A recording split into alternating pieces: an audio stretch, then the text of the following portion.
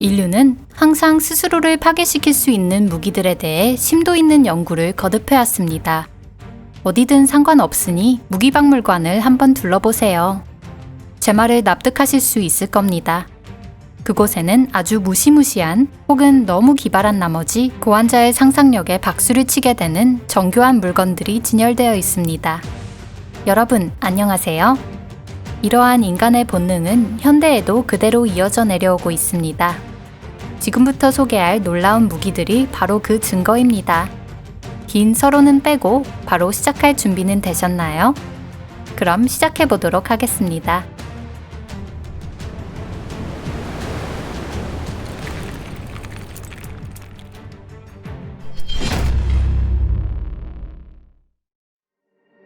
메탈스톰 MK5 중세시대 오르간포라고 불리는 무기가 있었습니다.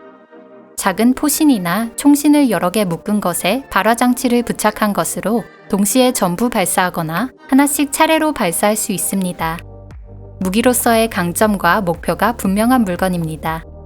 이 오르간포는 14세기부터 기록 자료가 남아있으며 매우 오랜 시간 사용되었습니다.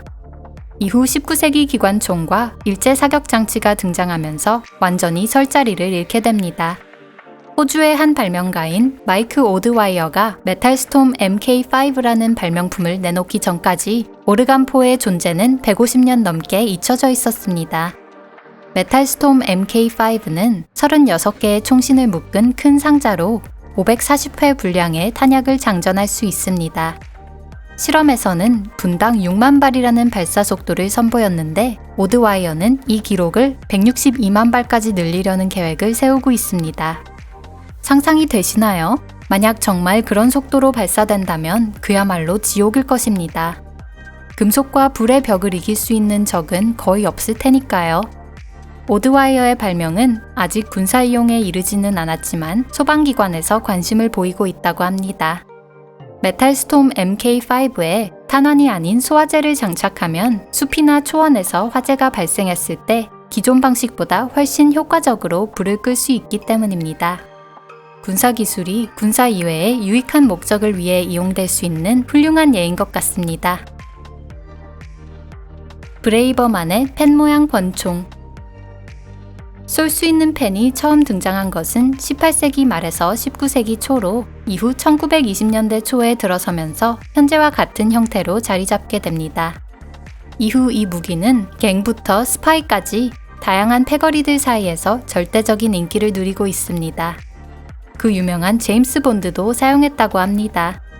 다만 현재는 대부분의 나라에서 금지되었기 때문에 공작원이 아닌 한 입수는 불가능합니다. 물론 이 권총은 많은 단점도 보유하고 있습니다.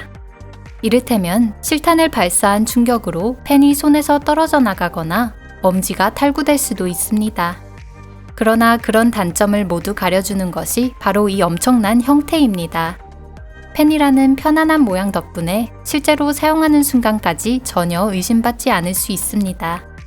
이후 미국의 무기개발 엔지니어 밥 브레이버만이 펜 모양 권총의 장점을 잃지 않고 단점을 보완한 제품을 발명하게 됩니다. 외형적으로는 펜 또는 전자담배 형태로 재킷이나 바지 주머니에 넣어 쉽게 휴대할 수 있습니다. 현재까지 펜 모양 권총 중에서는 가장 뛰어난 제품 중 하나입니다. 그는 일부 구조만 바꾸는 것이 아닌 두 개로 나눠서 제작하는 방법을 택했습니다. 총신과 손잡이의 이음매에 경첩이 있기 때문에 펜이 약간 접히는 구조입니다. 이렇게 하면 엄지손가락 부상을 방지하고 사격을 위한 지지대도 만들 수 있습니다.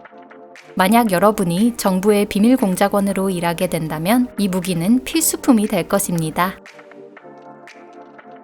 라이프 카드. 들으면 놀라시겠지만 사실 펜 모양 권총보다 더 작은 총도 존재합니다. 노스캐롤라이나의 트레일 블레이저 파이어암스사가 개발한 라이프 카드는 라이터 크기의 권총입니다. 업체의 설명에 따르면 위험동물로부터 몸을 보호하기 위해 만들어졌다고 합니다. 하지만 간혹 어두운 골목길에서 마주치는 수상한 사람들에게 쓴다면 상당한 효과가 있지 않을까요? 회사는 이 라이터 권총을 개발하는데 몇 년이 걸렸다고 합니다. 효과적이고 안전할 뿐 아니라 오리지널리티를 가진 호신용 무기를 만들고 싶었다는 그들의 목표는 이 제품 덕분에 완벽하게 달성되었을 것입니다. 라이프카드는 수렵이나 민간에서 호신용으로 사용되는 22구경의 WMR탄을 3발 장전할 수 있습니다. 진짜 전쟁에서 이런 작은 권총이 도움이 되는 경우는 거의 없지만 일상생활에서 스스로를 보호하고 싶을 때 라이프카드는 더없이 좋은 아이템입니다. 버클 모양 권총. 나치 독일은 강력하고 공포스러운 무기를 개발하는데 남다른 열정을 보였습니다. 나치 독일군이 세바스토폴 근처까지 실어 나른 거대한 열차포 도라 혹은 V2 로켓을 보면 그 사실을 확실하게 알 수 있습니다. 덧붙여서 V2 로켓은 전후 미국이나 소련에서 우주선을 궤도상에 올리는 로켓의 시제기로 활용되기도 했습니다. 그러나 나치 독일이 개발한 것은 대포와 미사일, 전차만이 아닙니다. 이 중에는 상당히 이질적인 사격무기를 개발하는 프로젝트도 있었습니다. 적어도 그 중 하나는 최신 무기를 소개하는 이번 영상에서 예외를 두지 않을 수 없을 정도로 독특합니다. 바로 벨트의 버클로 총격을 가하자는 아이디어였으니 말입니다. 이 버클의 정식 명칭은 친위대 아카데미 버클 피스톨로 민간 기술자 루이스 마키스에 의해 개발되었습니다. 1943년에는 하이리히 힘러가 직접 프로젝트를 승인했고 1944년에는 시제품도 완성했습니다. 버클 권총은 총신이 2개인 것과 4개인 것 두 종류가 있었습니다. 다만 지근거리에서만 쏠 수 있어 그리 편안한 무기는 아니었습니다. 예를 들어 적에게 사로잡혀 무장 해제된 나치 병사가 평범해 보이는 버클을 잡고 반격하는 등 어디까지나 허를 찌르는 것을 상정하고 있던 제품이 아닐까 생각합니다. 전투 혹은 파괴 공작에서 버클 권총 사용에 대한 신뢰할 수 있는 정보는 남아있지 않습니다. 1944년 나치 전선의 상황은 이미 큰 위기였으며 서쪽에서는 연합군, 동쪽에서는 소련군이 접근해 새로운 시도를 할 만한 상황이 아니었습니다. 덕분에 이 버클을 제조하고 있던 공장도 연합군의 항공부대에 의해 사라져버렸습니다. 현재 버클 권총은 어느 정도의 가치를 가진 골동품에 불과하며 후대의 창의적인 연구를 전하는 소재로 남아있을 뿐입니다. 아마틱스 IP-1. 오늘의 마지막을 장식하는 것은 독일의 또 다른 발명품입니다. 다만 이번에는 오래된 것이 아닌 최신 기술을 갖추고 있는 아마틱스 IP-1이라는 무기입니다. 언뜻 보면 약간 미래적인 분위기가 나는 짧은 총신을 가진 호신용 권총입니다. 그렇다고 외형만으로 섣부르게 판단해서는 안 됩니다. 독일 권총의 포인트는 그 속에 숨겨져 있습니다. 독일인들은 범인이 피해자가 가진 총을 빼앗아 역으로 공격하는 것에 대한 걱정을 품고 있었던 것 같습니다. 아니면 또 다른 누군가가 개인적인 목적을 위해 총을 훔칠 수도 있습니다. 그래서 그들은 권총에 전자보안 시스템을 도입하게 됩니다. 아티쿠스 IP-1은 스마트건이라 불리는 기술을 채용하고 있습니다.